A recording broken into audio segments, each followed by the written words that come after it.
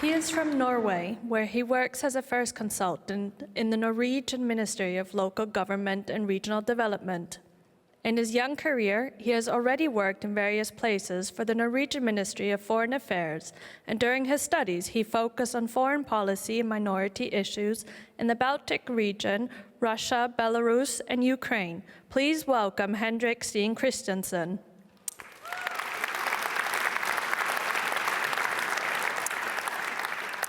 Thank you. So we were asked to answer the question, what Europe do I want now? And this question really made me have to think. We Norwegians are not used to being asked about what we want in Europe or encouraged to think much about our place in the EU.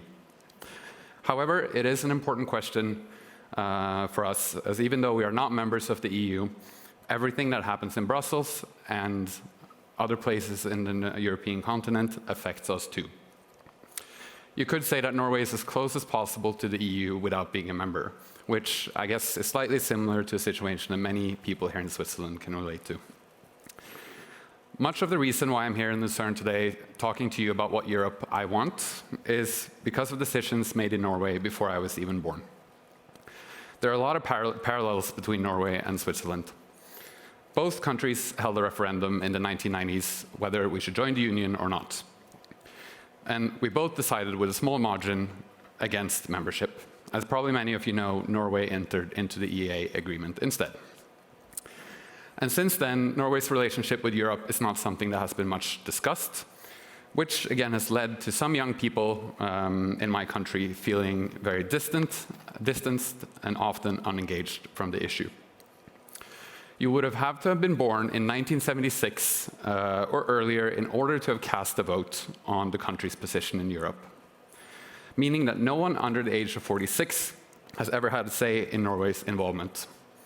Both Europe and the EU have changed a lot since the 1990s, and I strongly believe that young people need to be involved in the process of adapting to these changes.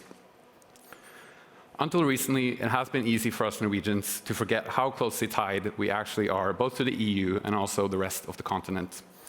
People my age have barely known a time where you could not travel freely, work, or study across borders without any restrictions. But the last 2 years of pandemic and war in Europe has shown us how intertwined we all are, and also shown us how vulnerable some of the freedoms we have in Europe are.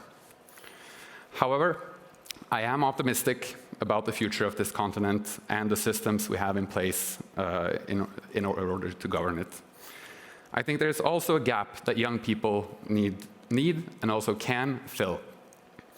I want there to be more opportunities, such as this event, where we can talk together, learn together, and hear each other out. I want the opportunities that I have had to also be extended to others.